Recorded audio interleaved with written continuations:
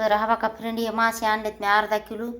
तर हा बघा आता मी हे लिंबू टाकून मी चांगलं मस्तपैकी धुवून घेणार आहे. हो का हे आता हळद नाही माझ्याकडं आज, म्हणून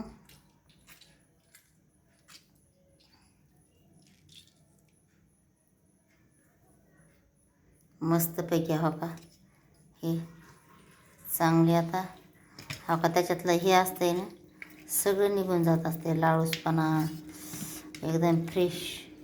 लिंबानं तर तुम्हाला माहिती आहे किती छान निघत आहे, मळ म्हणून सगळं असला तरी.